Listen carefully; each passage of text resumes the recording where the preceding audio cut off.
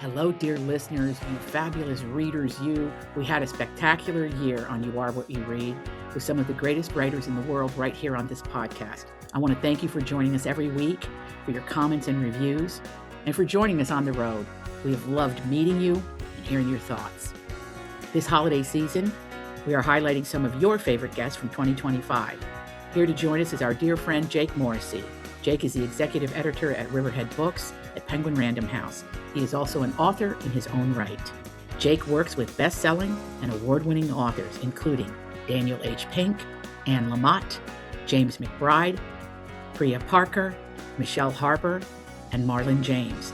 And with Marlon, he co-hosts the podcast, Marlon and Jake Read Dead People. I highly recommend it.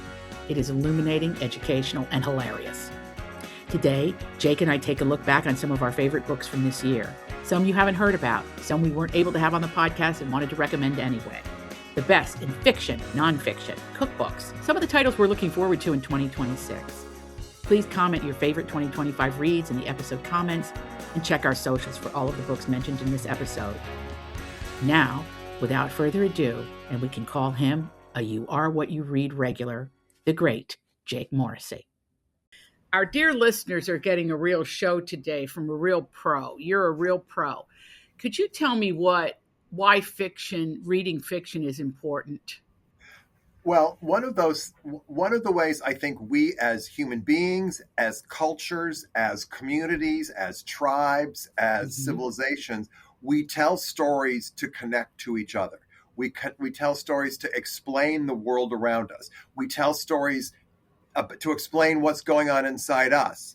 And therefore, all of the stories, whether you're reading the Bible, whether you're reading the latest romance, latest romantasy, the latest the latest novel by the best-selling author Adriana Trigiani, all these stories are important because they help to explain to ourselves who we are and who we are in the world around us and how we all sort of fit together. I actually think fiction does a hugely important job in helping us understand our place in the world and just sort of understanding, that there are other people around us who are having different experiences, different things, good things are happening to them, bad things are happening. But it's all about what it means to be a human being. That's so beautifully said. And it gives also, when fiction is great, a respite, a reprieve from the world and its struggles, and gives us insight into the emotional grid of a culture. Totally.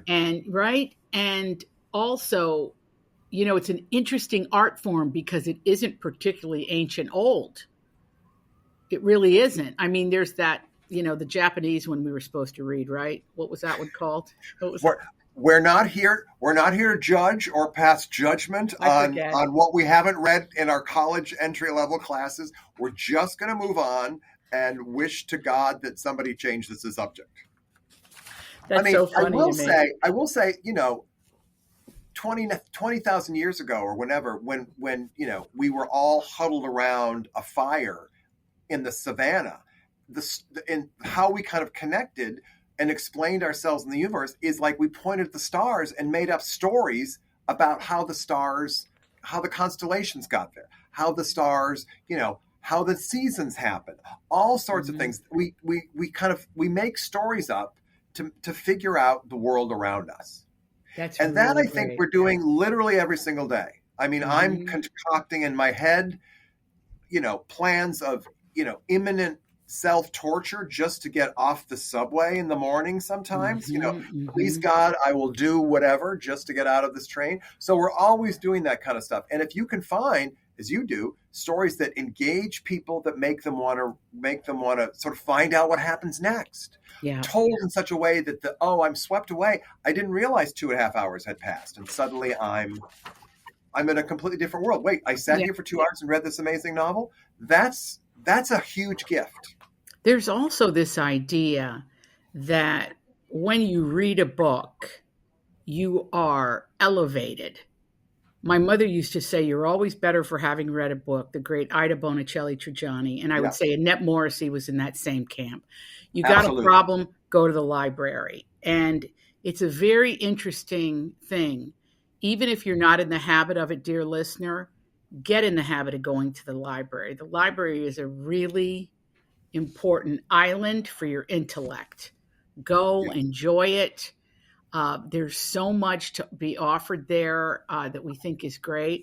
Also, we think it's important to buy books because when you buy books, by the way, it will cost you very often what it costs for lunch.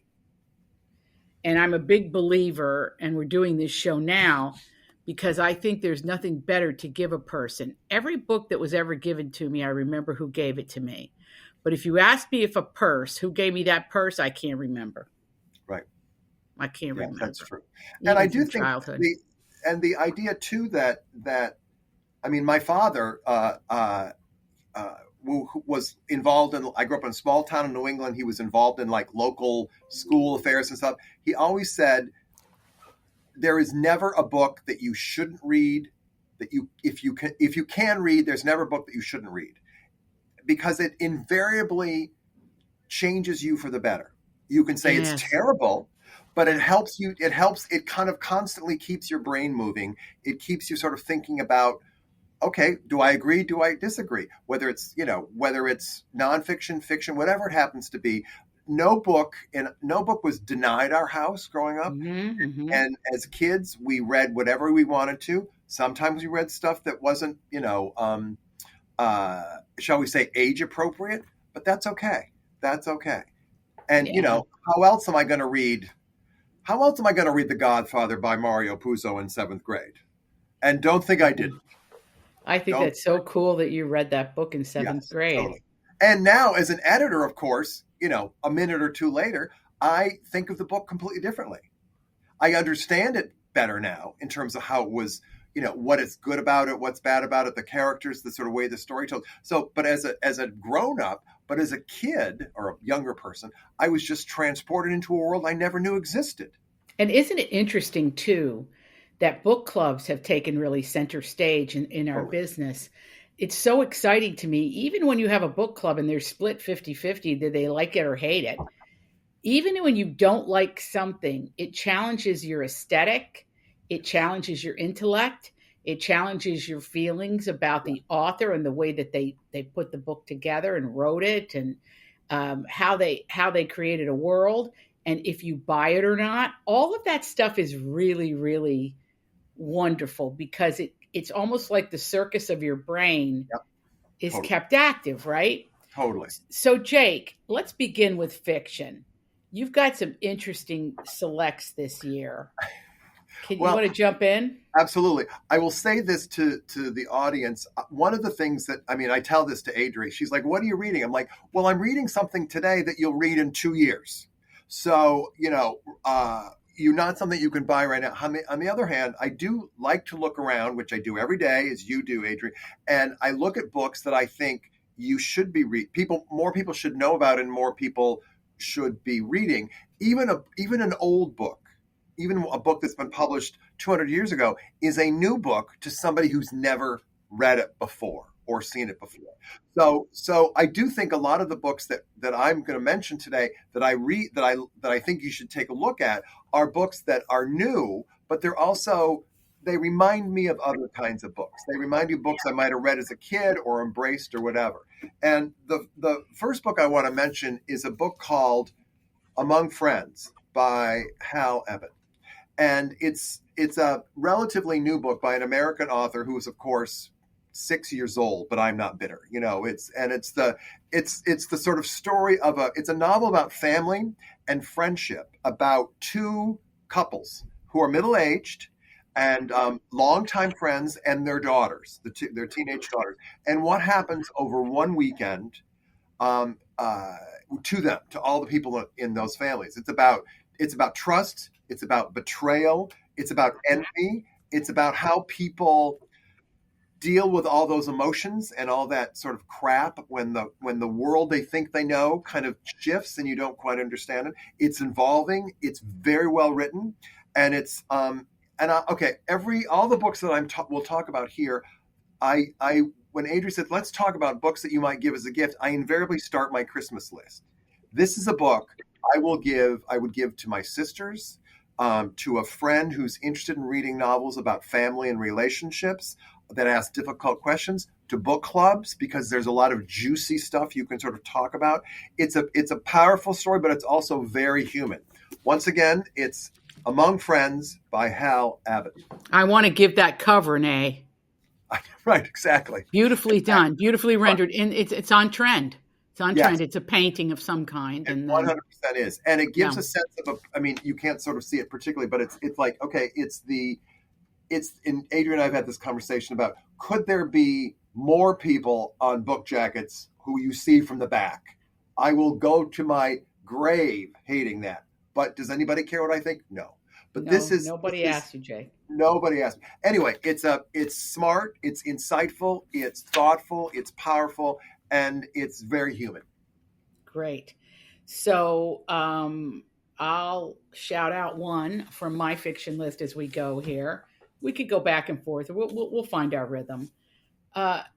This is a man that never disappoints. David Baldacci with Nash. Love him. Nash Falls. Yeah, he's a master craftsman at the top of his game. I think it can be argued that Baldacci is a national treasure who delivers twice a year a great novel, 2 great ones a year. And I just think the world of him. And as great a writer as he is, he's also a great human being. And he's in the fight against AI and in defense of our copyrights. So he's your friend as an artist and as a human being. Well, also, if he can write 2 amazing novels a year, it's all I can do 4 days out of 5 to leave my house wearing pants. Okay? And this guy writes 2 amazing novels, publishes 2 amazing novels. I know. It's almost unbelievable. It's astonishing. It's astonishing. Plus the work he and Michele Baldacci do with the Wish You Welfare. I mean, it's just unbelievable. Yes, okay. It is. Well, and it's interesting you mentioned him, because another author that who I think continually impresses is a guy named Matt Haig. Absolutely. Yes, who wrote The Midnight Library, which you may remember from a couple of years ago. This new book is called The Life Impossible, and it's a story of a retired teacher, a woman named Grace Winters, who leaves England for Spain, actually the island of Ibiza, to find out what happened to a friend of hers who's died. And it's the sort of story of what she learns as she goes along that's both surprising and enlightening. And she's kind of discovering, secrets might be too strong a word, but discovering that what she thought isn't in fact what sort of the world is. So it's this kind of journey of discovery. And I've not been to Ibiza, but it's a great evocation of a place. But it's also this kind of a woman for whom the world has kind of not paid much attention. It's kind of passed her by. But she has this kind of whole sort of revelation when she's in Spain. So it's fascinating. It's readable. It's uplifting. So, The Midnight Library is not very long, nor is The Life Impossible. So it's great for people that you like but maybe don't know very well. It's a great conversation starter. It's a book that I would give to one of my daughter's teachers, for example. It's like, oh, I thought you might like this. So it's one of those books where it's very versatile in that it's a book that I think a lot of people will dip into, and they'll be surprised by the reactions they have to it. Well, I always think that Matt Haig is inspired by music. I think he's a very musical author. And when I heard Ibiza, I went, oh, Life on Mars, David Bowie. Right. And I bet that song, right? Interesting. Yep. It might have played a role in that. We'll have to ask Matt. But that's also really interesting. Exactly. He writes the kind of books that when you hear about that, you immediately have a reaction. I mean, and that's the kind of connection that you as a writer want to have with a reader. It's like, oh, the view from Lake Como. Oh, wait a minute. It's like a conversation that the reader has with themselves about, oh, what's she going to say? Who are the characters? What's going on? What's Matt going to do? So it's actually almost the conversation between the author and the reader is already happening even with the title. There's this wonderful writer who I adore named Richard Kirschenbaum, who is He for many years had his own advertising agency, but he's one of those guys that writes plays. I think he sold jokes to Joan Rivers. I hope I have that right. But anyway, he wrote this Hollywood tell-all called The Hollywood Fix. And of course, I said to Richard, is it about Eddie Mannix? And he goes, who's Eddie Mannix? And we started laughing. But it's about who kept the Hollywood stars out of the papers and who put them in the papers when they wanted publicity. So it's a wonderful novel about that very subject in the golden age of Hollywood. Yeah. I think you'd really enjoy it, Jake. Interesting. Good. That's interesting. You sort of frame it the way about what sort of who gets to tell the story, if you will. Because the next book I want to mention is Audition by Katie Kitamura. And it's not very long. It's less than 200 pages. And it's a fascinating, short, powerful story of two people who meet for lunch at a restaurant in New York. One of them is a woman who's like an accomplished actress who's about to open in a Broadway play. And the other person is a kind of an attractive younger man who's young enough to be this woman's son. And as the story goes on, you start to realize, wait a minute, who are they to each other? Who is who? What's going on? And it's a book about the sort of the parts we play and the performances we put on every day. And it's perfect for people who like to be surprised, who like to have their expectations overturned. I don't want to give too much away because the book is short. Every word matters. Let's put it that way. And the book was shortlisted for the Booker Prize, which is a British award for the best novel written in English. And Katie Kitamura has crafted a very smart, very readable, very unexpected, powerful novel for anybody who's interested in kind of the place where story and surprise overlap. Wow, I love that. Oh, that's a definite read for me, Jake. Give us another one from your stack. All right. This is one that's been around a minute or two. It was published earlier this year. It's a book called Color Television.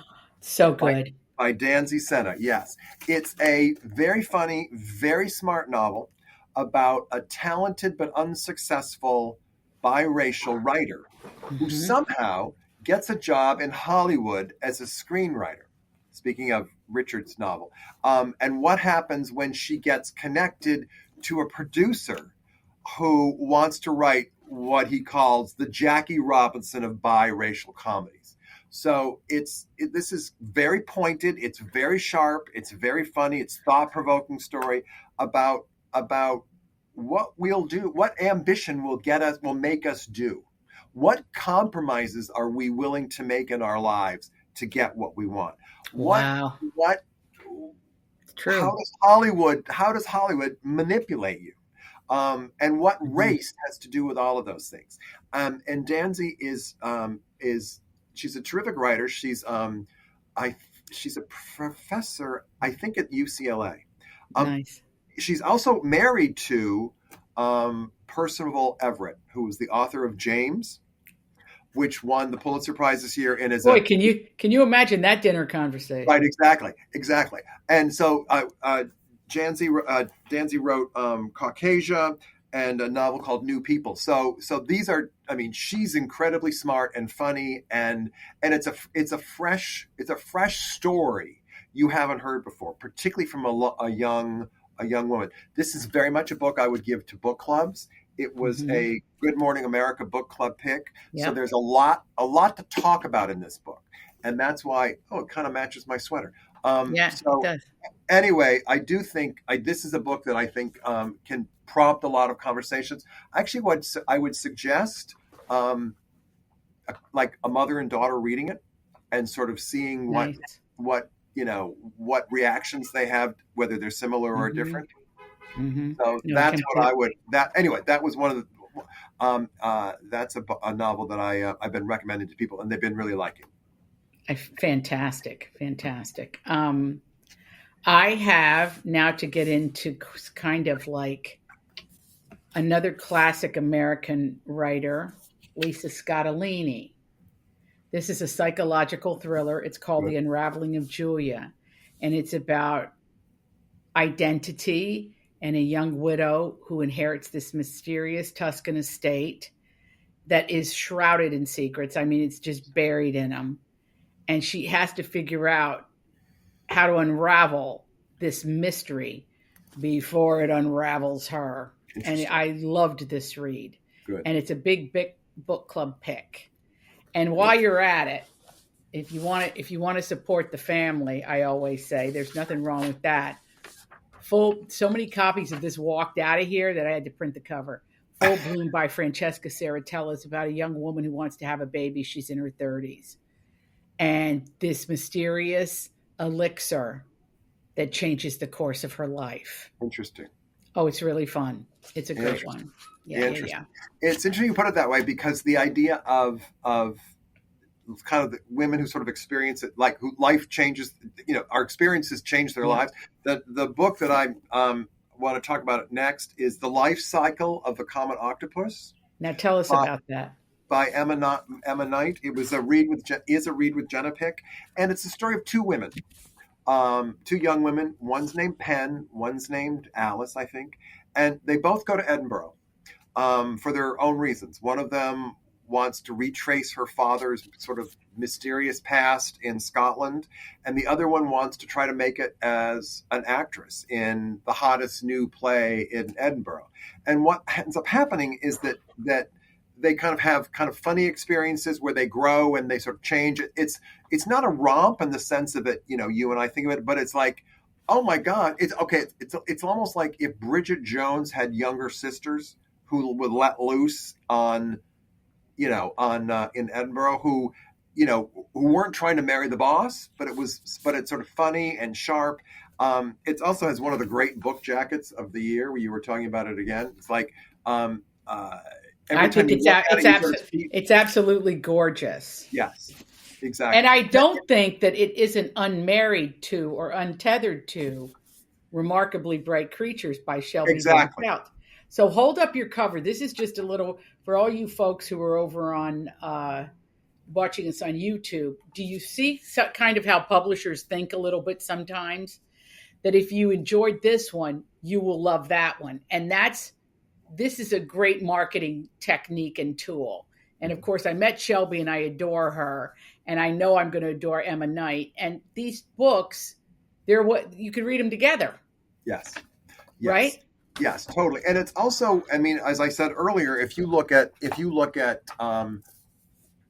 historical fiction, a lot of times there's a woman in a 40s dress with her back to you who's walking away, and it's whether it's Paris or London. I mean, it's something you've seen on dozens of book jackets.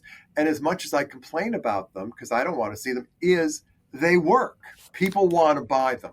So, am I the audience? No. But people who are publishing them do know their audience, and that's the kind of people readers will want, reach for those, which that's what we want. We want people to buy and enjoy the books we publish. That's the goal. I'm not doing this for my health, kids. I'm doing this to sell a copy or two. That's right. And that's important. That's very important. Absolutely. I brought a book today by Sarah McCoy, Whatever Happened to Lori Lovely. And this is the story of a Hollywood starlet who becomes a nun. Now, you know the story of that famous nun. Totally. Okay. Sarah McCoy, this is artful. She's a great writer. It's fun. It's sad. It's illuminating, and for me, the book is really about all the things we hope life will be, and then the hammers that get thrown in and we have to pivot. So it's a great one. That Whatever Happened to Lori Lovely. Really beautiful. I want you to talk about a book that I am bringing up, Sure.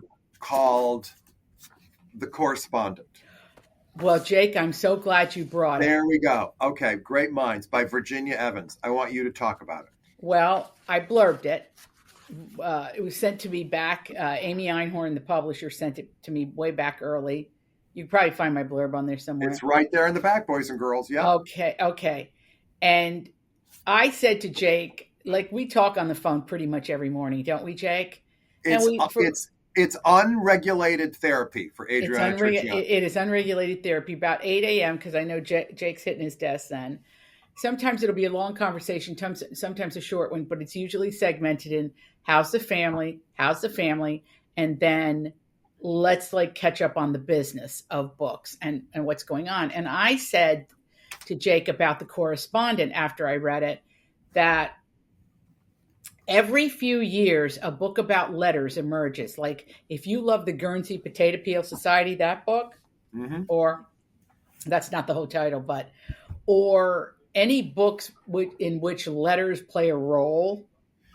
I could argue that 250 years after Jane Austen, where letters played such an important role in those novels, that The Correspondent follows that tradition. But it's so beautiful, and Virginia Evans is so talented that it's rendered fresh in this book, don't you think? Yes. And it also points, as you point out here, it also makes clear that if you can find a way to make something new about a way of telling a story, or a story that we've sort of heard before, sort of freshening it or telling it from a different perspective, you can find new audiences, which Virginia Evans and The Correspondent absolutely have done. Wow. Well, I'm going to give you a little lightning round of what I'm seeing it down the line ahead.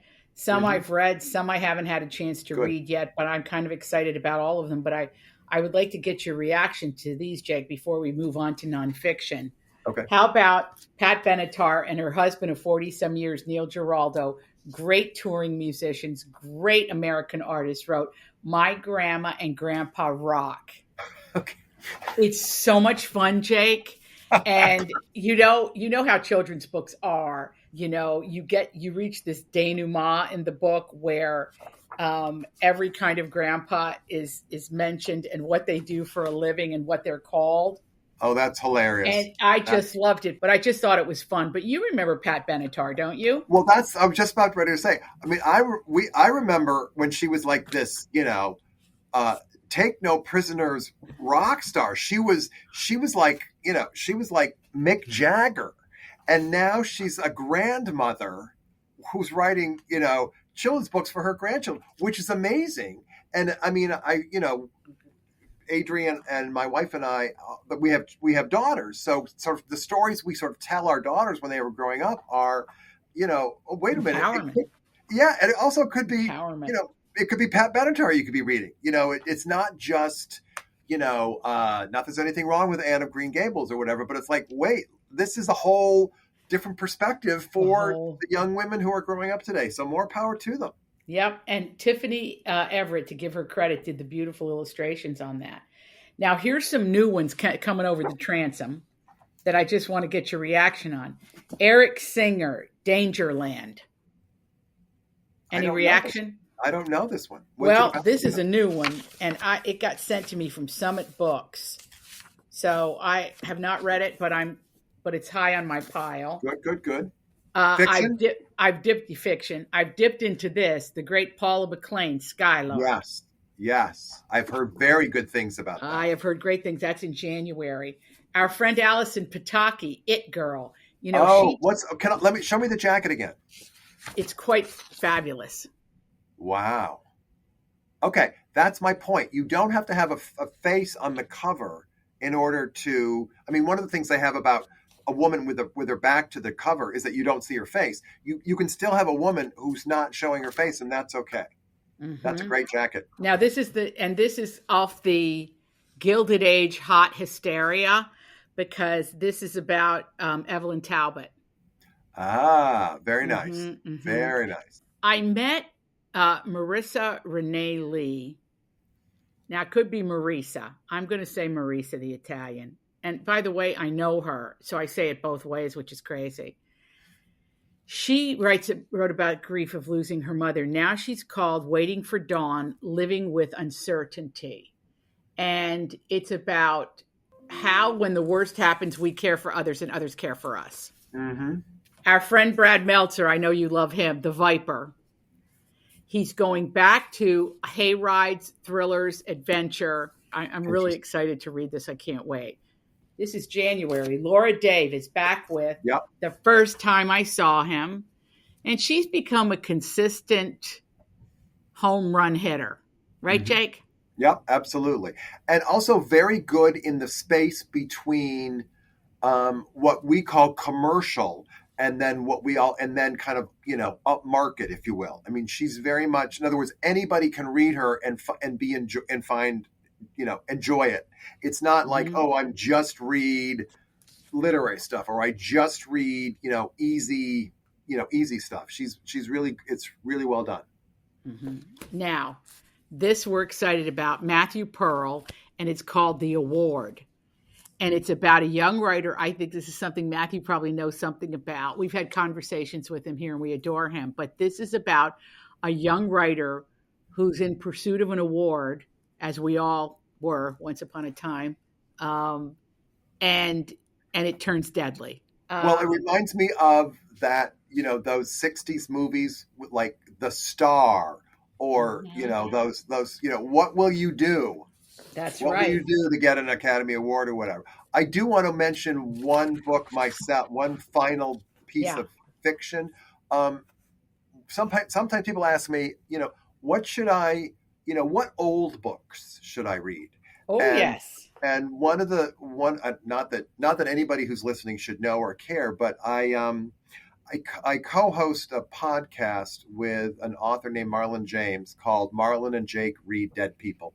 Mm-hmm. And the conceit of the podcast is we read authors who are dead and we talk about the book. Sometimes we're positive, sometimes we're not so positive.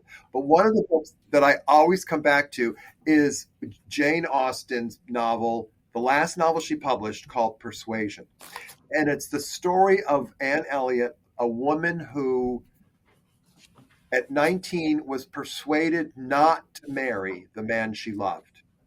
And 7 years later, she sends him away. 7 years later, he comes back into her life. And it's a novel about how a lonely woman has to deal with regret. And this is a particularly good, we were talking about jackets, this is a particularly good jacket for this book, because I don't know if you can see it. There's a silhouette of a woman. This is kind of the woman by herself with regret. And then in the back is a man, and it's the second chance. I love that you chose that one for your throwback read. Yes. And I mean, there have been some movie and television adaptations of that. So if you might find, book novels in the 1800s difficult to read or whatever, it's, there's some terrific adaptations that you can download or see on YouTube or rent or whatever that are really affecting. And it's about the choices we make in our lives, and sometimes when life offers us an opportunity to choose differently, what we do and how we think about it. I think it's very powerful. And as a not young person myself, I think it's a really powerful book. I don't think it would be as powerful if I was 26 instead of 56. Because you don't know what regret is. Well, exactly. Regret is, mislaying your phone. It's not like, the person I was supposed to spend my life with, I was persuaded for society reasons beyond me to give up the person I was supposed to spend my life with. Oh my God. The great novels, historical and otherwise, are very often the life story of a compelling character. Yes. And so I chose for my previously published older read, this came out in, I just want to tell you what year. It's not as old as your book. No, not as old as Persuasion. This originally was published in 2014 by Plume, which means probably the hardcover came out the year before. But on the anniversary of her 100th birthday, which was this month, Lee Grant, I said yes to everything. And you know what's great about this, Jake? First of all, whether you know it or not, you're a Lee Grant fan because somewhere something that she has written, directed, or starred in has moved you. Okay. Right. You realize, or I realized reading this, that when you're born is one of the great determiners of where you're going to end up, or determinants. What's the word, Jake? You're right. Yeah, determinants. Determinants of where you're going. And she went through the Red Scare in the 50s. She was a young woman when there were no opportunities for young women, really. She became a full-bodied woman during the women's movement and the rise of feminism. And make no mistake, even those people that are out there now preaching, get back into the kitchen and rattle those pots and pans, are the beneficiaries of the Lee Grants and their sacrifices. So you're going to love it. It's juicy. It's very, very funny. And it's very Lee Grant. So I highly recommend that. That's an oldie. Now, shall we dive into some of our nonfiction choices? Absolutely. Okay. Absolutely. All right. The first one, I didn't expect to like it. And the fact that I like it so much tells me that it's kind of an amazing, well, it is an amazing book, but it's an astonishing story. It's called When It All Burns by Jordan Thomas. Wow. And it's a fascinating story about a brutal sort of 6-month-long fire season in California a couple of years ago, and the people involved in trying to keep it together, and how they, and frankly, all of us are coping with the changing world that fire is a very important, scary part of now. Jordan Thomas, the author, is both a firefighter and an anthropologist. And he's written kind of a gripping account that actually was a finalist for the National Book Award this year in nonfiction of literal life and death.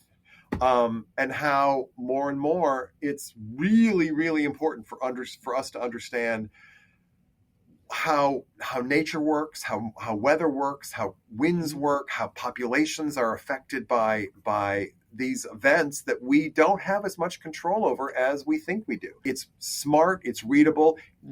Jordan is an author we're going to hear more from, and it's a really great, gripping read that I would give to my brother, I'd give to a brother-in-law, I'd give to a father, I'd give to anybody who would be interested in, reading about these dramatic issues that are happening more and more in this country, in this world. Wow, that's a great one, Jake. Yeah, it's a good one. I did not know about that one. It's a good one. This is a little bit of a change of pace, but this is a book I thought of when I saw it in the bookstore. It's called The Art of Spending Money by Morgan Housel. And it's another really interesting book about how you, or really anybody, how your relationship to money shapes your decisions on how you live, how you work, how you play, and how, if you understand them better, you can reshape those relationships on your terms. This is not a personal finance book so much as it is like, think about how you spend your money. Think about how you save your money. Think about what you spend your money on. It's not a like, oh, here's how to budget. It's more about, you need to money is up here. Think about sort of how money works. And it's both readable and practical. And it's for anybody who, it could be for your mother who's interested in budgeting. It might be a great thing to give to a 22-year-old just out of college who's like, wow, I have a job. It's time. I got enough money for beer. Isn't that great? It's like, you need to sort of think differently about money. And it's a book. It's not very long. It's very short. And it's very readable. And it's a way to think about something that is really a deeply enmeshed part of our lives that some of us don't think, and when some of us, I mean me, don't think as carefully and as thoughtfully about how we spend our money than that we should. And that's I found it really eye-opening. Oh my gosh, I cannot wait to read that. And I think a good companion to that is if we're going to give gifts to the younger set before you fly away, Life Lessons from Home by Christina Geist. This is just a beautiful primer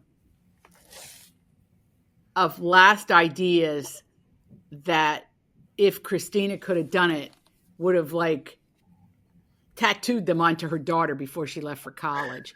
And I think that with your relationship to money, because there's certainly practical, it's a practical guide, Yep. but I like that. I like those two together Yes, for the that's college, really interesting. for the college set. Yes, that's Yeah, really yeah, interesting. yeah.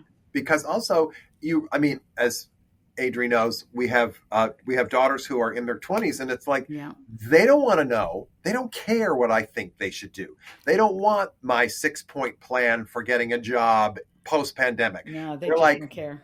yeah, okay, boomer, just get out of the way. And they're right. It's none of my business, but I want to be helpful. So giving sort of books like that, like Christina Geist's book, I think can be a way to sort of start conversations and get them to think maybe a little differently about how they view their own world. I think that's really interesting. Speaking of viewing your own world, this next one I think is a really interesting book about America. It's called The American Revolution and the Fate of the World. Wow. The author is Richard Bell, and he's actually a British-born professor at the University of Maryland. And this is American history from a different perspective. And as I said, Richard is a British historian who teaches American history. And this book examines what the world thought of the American Revolution, not necessarily Britain, not necessarily the colonies, and explores how the revolution in America affected India, Africa, Australia.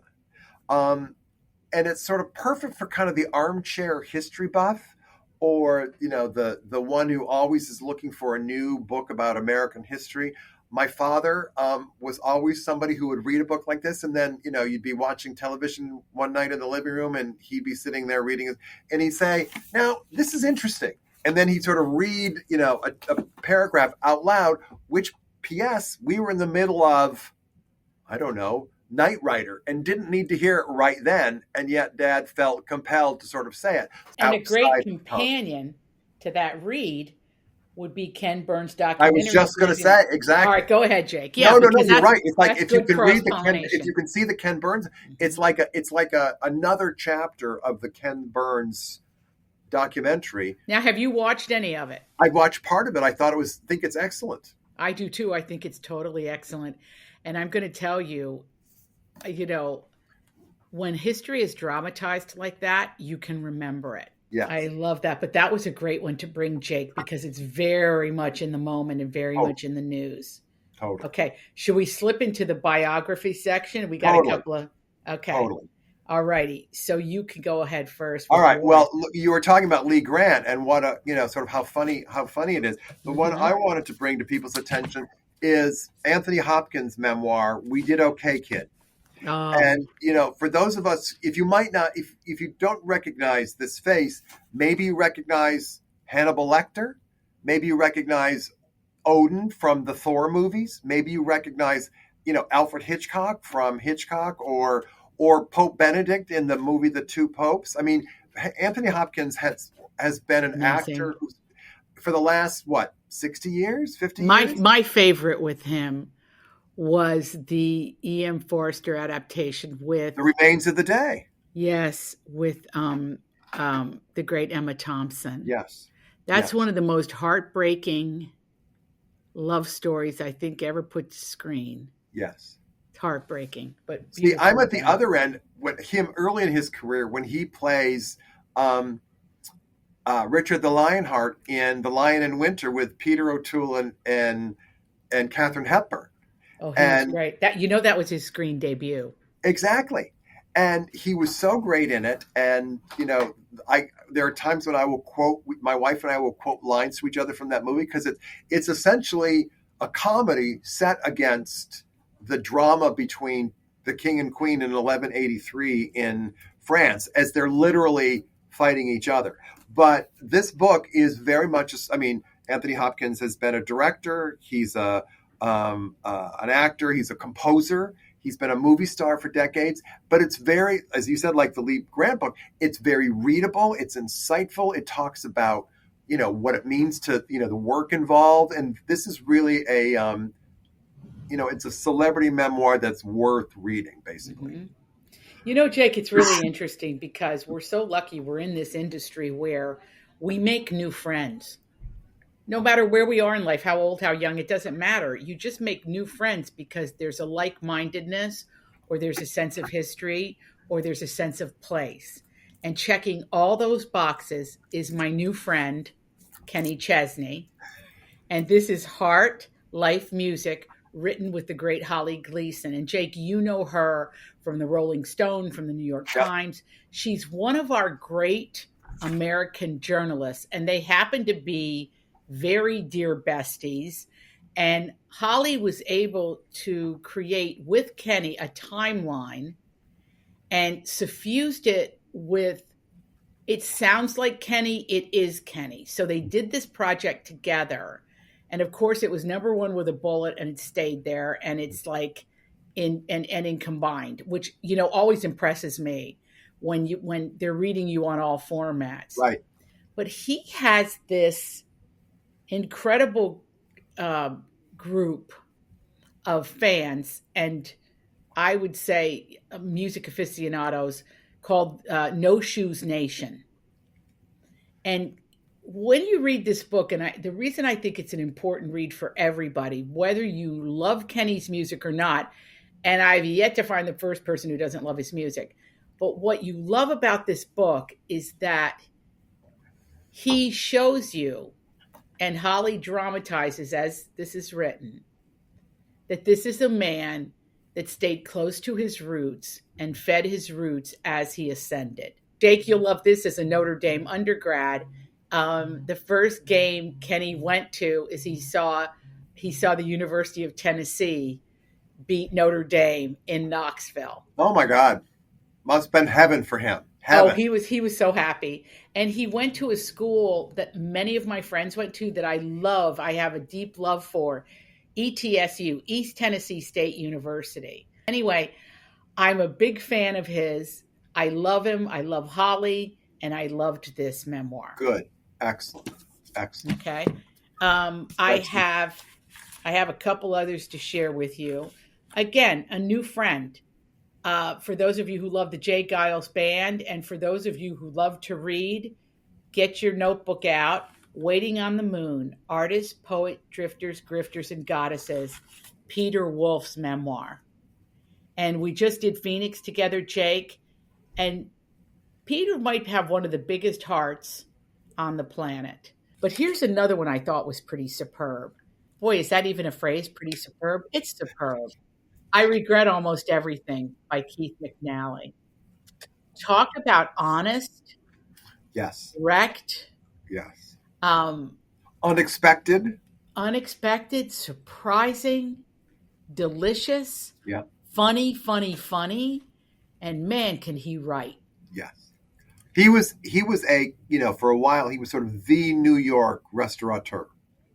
Absolutely. He was like, getting into his restaurant was like getting into heaven. It was the hottest ticket in town, basically. Well, Pastis is his, Balthazar, the Odeon. I mean, all different culinary experiences.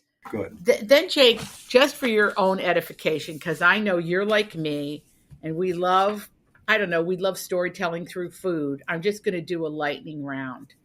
From The Office, this is Angela Kinsey with her husband, Josh Schneider, and it's called You Can Make This. Excellent. Our friend Lydia Bastianich, she's one of the great ladies. Lydia's The Art of Pasta. Because Gene and I just went to Becco last night on Restaurant Row. What did you think? Isn't it the best? Yes. Isn't it the best? Yes. Anna Francese Goss in January has a show coming on with the great Rachel Ray, who's her producer. And this is called Italian Snacking. And frankly, the way we eat now, Jake, everybody's like healthfully eating. This is a dinner. It's snacking, but it's food that you can love. And then our friend Rosella Rago, her dear Nona passed away this year, terribly sad. But what lives on are her incredible recipes, and Rosella, who carries the flame, the torch, and Absolutely. turns on the oven in honor of her grandma. And then I met the great, okay, this is incredible, My Harvest Kitchen by Gazina Bullock Prado. This young woman is a force, and she's all sunshine and light, and her recipes are doable, but you don't see them coming and going, if you know what I'm saying. Yep. Original, interesting, nutritious, and delicious. My Harvest Kitchen. And then I thought I would end with, we have to go. We got to get Jean and Tim and go. Oh my God. The Delmonico Way by the great Max Tucci. He operates a restaurant that is older than the Statue of Liberty, that was there before Wall Street. It's downtown New York City. And he also has this wonderful restaurant called Tucci's. But this is a family, old guard Italian, reinvented. Interesting. Really fun. And it just came out, and it's from Rizzoli, and it couldn't be more beautiful. Okay. I mean, That's interesting. You mentioned oh, look at that. Mm-hmm. It's interesting you mentioned older than Wall Street, because the last book I have is 1929 by Aaron Ross Sorkin. Oh, let's talk about this. This is for anyone who has someone interested in history, in economics, in finance. This book lays out and deconstructs what happened in 1929, before what happened, and then after, when the stock market crashed and the Great Depression began. Who was involved? What happened? What parallels there are today? It's a doorstop. I read every word. It's incredibly well researched. Can't wait to read it. Incredibly well reported. Aaron's a terrific writer. It's fascinating. Parts of it are chilling, but it's like, oh, I understand a little bit more about what happened before and what can happen going forward. 1929. Well, his mom, Joan Ross Sorkin, is a playwright. Oh, interesting. I didn't know that. And she reached out to me because she wrote a play about Loretta Young. And she said, I wrote it before. I think probably I wrote All the Stars in the Heavens about Gable and Young. And we're going to talk. But I think it's really interesting, because what I've heard about 1929 is he's a wonderful dramatist of the story. Absolutely. Yes. He's a storyteller. Mm-hmm. And the way the story comes, I mean, what's fascinating to me, because I'm reading it at home, and I said to Jean, I know what happens. I know what happens in October of 1929, and I'm on the edge of my seat. It's like it's like watching the movie version of All the President's Men. You know what's going to happen, but you're like, oh wait, they're in the parking garage, and he's meeting Deep Throat. It's like, you know what's going to happen, but it's so dramatic and well done. It's a real page turner. Now, Jake, in the world of theater, film, television, what are you looking forward to in 2026? Okay. I hope Jean doesn't watch this until after Christmas, but for Christmas, I bought her tickets to see Oedipus with Jeremy Strong and Leslie Manville. It's a transfer from London. My wife's a big Leslie Manville fan, but it's a political thriller. I'm a big. Is it Mark Strong or Jeremy Strong? Jeremy Strong. Yes. Jeremy Strong fan. Who's Mark Strong? I don't know. It's a good name though. It's a good name. Maybe I dated him. But Oedipus, yeah. I mean, it's a kind of retelling of Oedipus as a political thriller. And I mean, the way that they are hyping that play, we all have to go. Yes, totally. We must go. Yes. Okay, well, that's a great one to look forward to. Yes. And in film, are you looking forward to Maggie O'Farrell's Hamnet? Okay, I realize I am a loner on this one. I was actually saying last night when I was having, Gina and I were having dinner with friends, Hamnet was not my favorite novel. Interesting. It's not that I didn't think it was well done. It's not that I wasn't pleased for its success. I just thought, okay, I understand why somebody would want to write it like this. Yeah. See, the challenge for me as an editor is I can never, if I'm reading something for fun, it's very difficult for me to take what little brain cells I have out and say, read it as a reader, not as an editor. Gotcha. So Gotcha. I know there are millions of readers out there who love the novel and who I'm sure will be the movie will be amazing. I'm actually the one I want to see is the new Knives Out. You and my daughter. Yes, Super I will, fan. I will go to the movie theater to see the new Knives Out. Lucia and I I mean, obviously different times. We both saw The Mousetrap in London. Yes. And enjoyed it for it's a fun night out. So that's kind of what Ryan Johnson, is that his name? Yeah. What he does, he's like, oh, let me put this kind of, it's amazing characters, memorable, hilarious, great stories, great atmosphere, incredibly well paced, I think. I think some of the best sort of, mystery thrillers, whether they're books or movies or television shows, the pacing is crucial. And I think he does it really, really well. As did Agatha Christie. That's exciting. That's exciting, and I'm with you on that. I can't wait to see it. Yes. What are you waiting to see? Even though I don't like to be scared. Well, in terms of film and television, I'm looking forward to some of the literary adaptations, and I'm different. I'm really looking forward to Hamlet, but Jake, Hamlet's not your favorite play. No, and it's one of my favorites. So for me, I am always interested in the depiction of an artist as the artist is creating something. But I could understand why that wouldn't be for you, but it would be for me. Now, I did watch 10 minutes of the new Frankenstein. Ooh. And the only reason I stopped was, I don't know, there was somebody at the door or whatever. So, but I need to go back to it. But I think Mary Shelley's Frankenstein is genius. Mm-hmm. So I think having somebody else kind of bring it to the screen, I think will be really interesting. I liked what I saw. And the thing, it is not an easy novel in the sense it's like, wait a minute, why are we, where are we, what's going on, who's doing what to whom? And it's a complicated story. Mm-hmm. And anyway, I'm looking forward to seeing the rest of Frankenstein.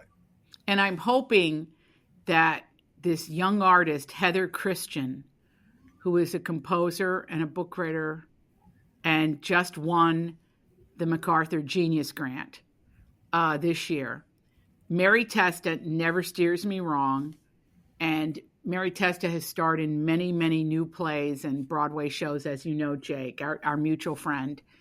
And she said, you have to come and see Heather Christian's oratorio. Oh, interesting. So I went, Jake. I got the last ticket. And of course, I'm in this theater experience on the front row. And I am here to tell you, I saw the future of the American theater. And it's Heather Christian. Wow. Yeah. And I told myself, because I was sitting in the front, and I don't like to sit in the front, right. But I was sitting because that's the last seat they had. And I said to myself, stay in the moment. Don't think about where you're sitting. Just stay in the story.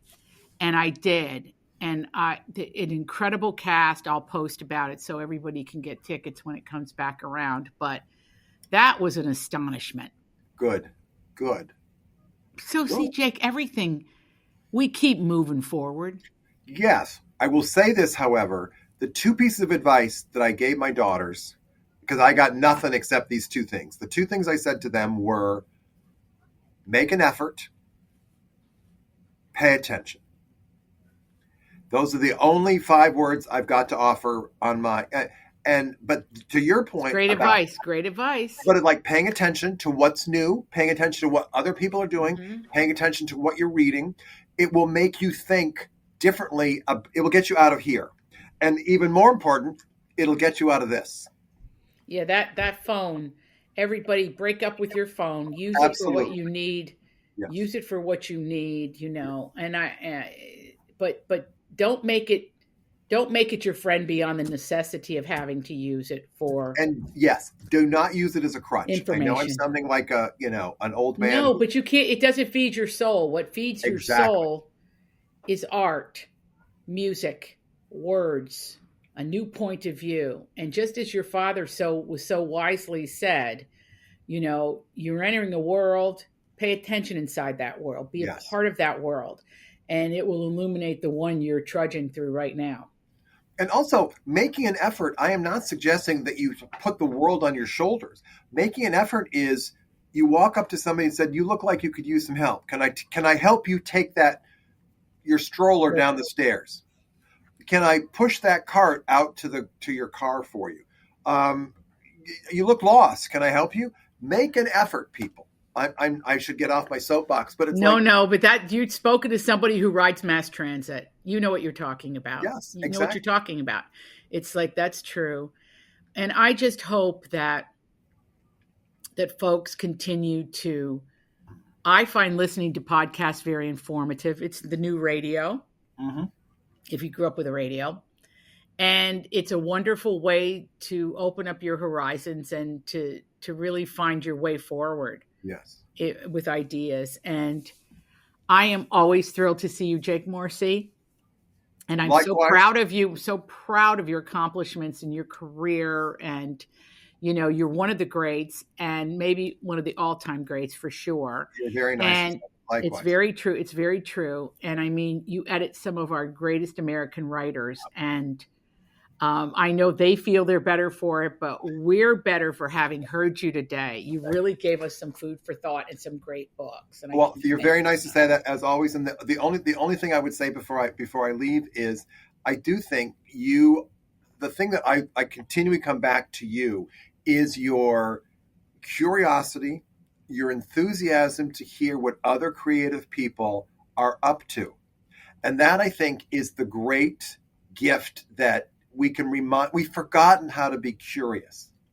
I think in some ways the greatest compliment I can offer somebody is to say to Adri or whoever, or Mary or whoever, I haven't seen that before.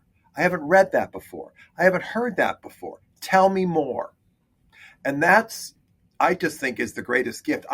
Let life and reading and television and film, let it surprise you. Don't sit on your ass. Okay, I'll get off my soapbox now. No, I love that soapbox. I think it's fantastic. And I think the other thing, and this is probably a good place to leave our beautiful show today, is that never let go of that small town kid that is inside you. Yes.